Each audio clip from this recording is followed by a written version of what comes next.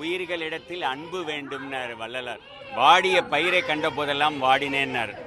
சரி, நம்ம மனிதர்களுக்கானது மட்டும் இல்லை இந்த பிரபஞ்சம், உயிர்களுக்கானது, எல்லா உயிர்களுக்குமானது.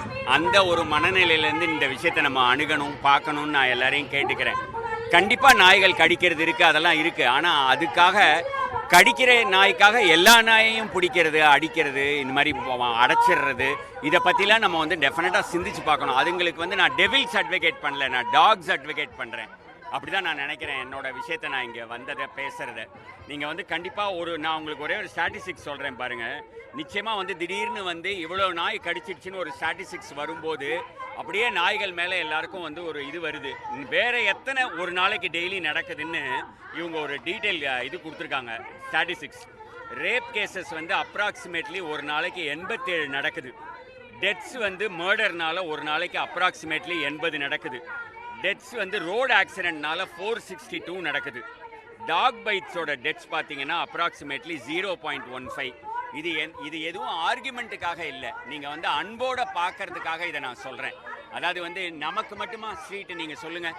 முதல்ல ஸ்ட்ரீட் டாக்னு சொல்கிறதே நமக்கு ரொம்ப வருத்தமாக இருக்குது.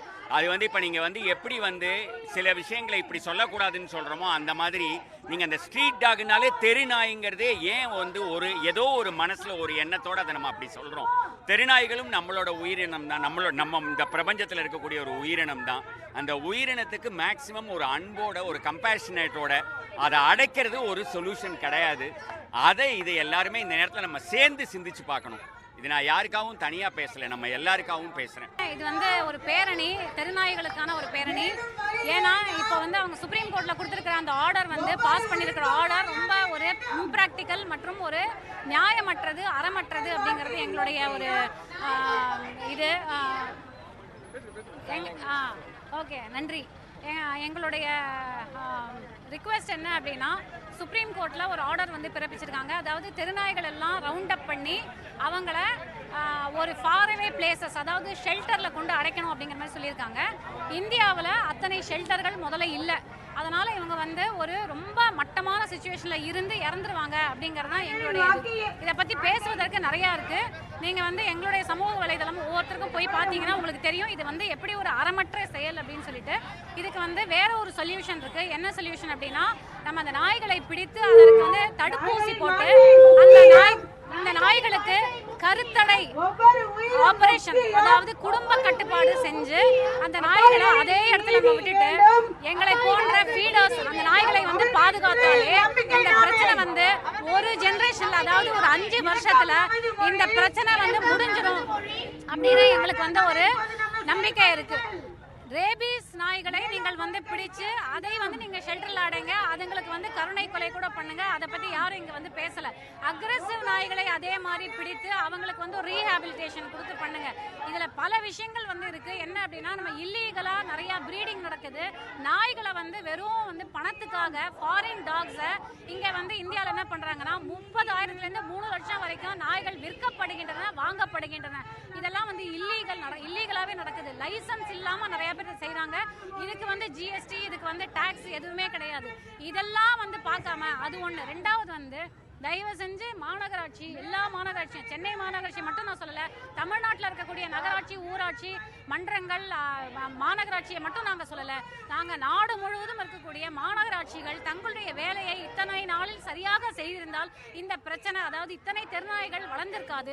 இதை இனிமேலாவது அடுத்த ஒரு 10 வருஷத்துல நம்ம ஈஸியாக கண்ட்ரோல் பண்ணலாம். இதுக்கு ஒரு மாற்றா இப்போ உதாரணத்துக்கு நீங்கள் மகாராஷ்டிரா, கோவா போய் பாருங்க. நான் போய் கோவாவில் போய் பார்த்தேன். போன வருஷம் 2 வருஷமா நான் கோவா போயிட்டு இருக்கேன். இந்த ஒரு காரணத்துக்காக, இதை ஸ்டடி பண்றதுக்காக நான் 2 தடவை போயிருக்கேன். என்ன அப்படின்னா, அங்க நாய்களுடைய பாப்புலேஷன் டோட்டலி கம்மியா இருக்கு. இப்போ சென்னையில நீங்க பார்க்கக்கூடிய ஒரு ஏரியாவுக்கு டென்சிட்டி அப்படின்னு சொல்லுவோம், ஒரு ஏரியாவில் எத்தனை நாய்கள், அது அப்படியே நீங்கள் கோவாவில் பாருங்கள், அவ்வளோ இருக்காது. ஏதோ 1-2 அப்படி தான் இருக்கும். ஏன் அப்படி பண்ணியிருக்காங்கன்னா, அங்கே தொடர்ந்து ஒரு 20 வருஷமாக மாநகராட்சி சரியாக செயல்பட்டுருக்காங்க. இங்கேயும் அந்த ஃபண்ட்ஸை சரியாக செயல்படுத்துங்க, அதை யூஸ் பண்ணுங்க, அதை வேக்சினேஷனுக்கும் ஸ்டெரிலைசேஷனுக்கும் புதிய ஷெல்டர் கட்டுறதுக்கும் நீங்கள் பயன்படுத்துங்க. எங்கள் மாதிரி ஆட்களுக்கு சப்போர்ட் பண்ணுங்க. கவர்மெண்ட் இதுக்கு நிறைய அவேர்னஸ் வீடியோஸ் பண்ணுங்க. ரேபீஸ் அந்த மாதிரி தொற்று நடந்ததுன்னா அவங்களுக்கு என்ன செய்யணும், உடனே சிகிச்சை என்ன கொடுக்கணும் அப்படிங்கிற குடும்ப இதெல்லாம் இருக்கு.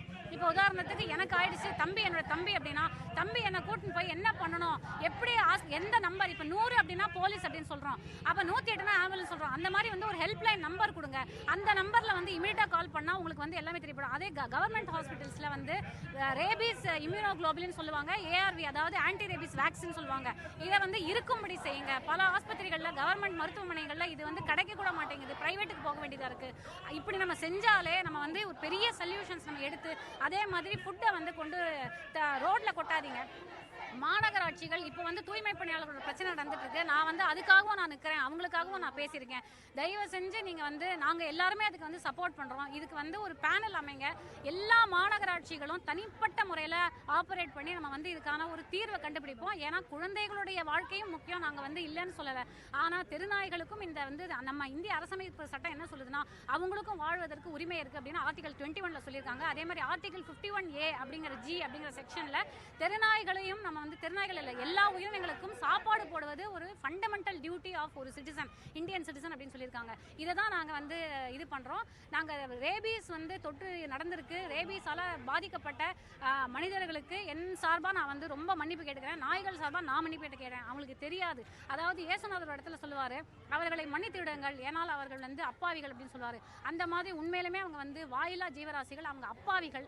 அந்த அப்பாவிகளை வந்து தண்டிக்காதீர்கள், அவர்களுக்கான சரியான ஒரு தீர்வை வழங்க வேண்டும் அப்படிங்கிறத நாங்கள் கேட்டுக்கொள்கிறோம். எப்படி மனிதர்கள்லேயே வந்து நல்ல மனிதர்கள் சில அக்ரஷன், இப்போ வந்து 100,000 மனிதர்களில் ஒருத்த வந்து ஒரு ரேபிஸ்டாக இருக்கான். அந்த மாதிரி தான் ரேபீஸ் அப்படிங்கிறது 1000 இல்லை, 10,000 20,000 நாய்களில் ஒரு நாய் வந்து ரேபீஸ் தொற்றா இருக்கு. அந்த ஒரு நாய்க்காக எல்லா நாய்களையும் தயவு செஞ்சு பழிக்காதீங்க. அந்த ஒரு நாய்க்காக எல்லாத்தையும் கொண்டு போய் இல்லாத ஷெல்டரில் எப்படி அவங்க போட போகிறாங்க அப்படின்னு எனக்கு தெரியல. இந்த ரேலி என்னன்னு, இது எல்லாமே நாங்கள் ஒரு சாலிடாரிட்டி மூமெண்ட்டு. அத்தனை பேர் இங்கே வந்த ஆள் எல்லாமே அனிமல் லவர்ஸ். ஸோ இவர் எல்லாமே நம்மளுக்கு சில பேர் ரெஸ்கியூவர்ஸ் இருக்காங்க, சில பேர் ஃபீடர்ஸ் இருக்காங்க, சில பேர் டாக்டர்ஸ் இருக்காங்க. எல்லாமே ஸ்ட்ரீட் டாக்ஸ்க்கு நாங்கள் அத்தனை பேர் சேவை செய்கிறோம். இது ஸ்ட்ரீட் டாக்ஸ் அது கிடையாது, அந்த வார்த்தையே கிடையாது. தெருநாயன்னு சொல்லுவாங்களே, அது வார்த்தையே கிடையாது. நம்ம எல்லாருக்கும் நம்ம குழந்தைங்க. இப்போ கோவிட் டைம்லேருந்து நீங்கள் பார்த்தீங்கன்னா, அந்த டைமில் நம்ம பிரதான் மந்திரி அவரே சொல்லியிருக்காங்க, நீங்கள் பார்த்துக்கோங்க எல்லாருக்கும் கொஞ்சம் சாப்பாடு வைங்க, இப்போ தண்ணி வைங்க. பட் இப்போ பார்த்தீங்கன்னா இப்போ அது ஸ்டாப் பண்ணுறாங்க எல்லாமே. ஸோ அது கண்டிப்பாக அது தீர்வு கிடையாது. நாங்கள் என்ன ரிக்வெஸ்ட் பண்ணுறோம், நாங்கள் கண்டினியூவாக நம்ம இந்த கவர்மெண்ட்டோட நாங்கள் வேலை செய்கிறோம். அத்தனை என்ஜிஓஸ் இருக்காங்க, எவ்வளோ பேர் என்ஜிஓஸ் நீங்கள் பார்த்தீங்கன்னா மக்கள் எவ்வளோ இருக்காங்க.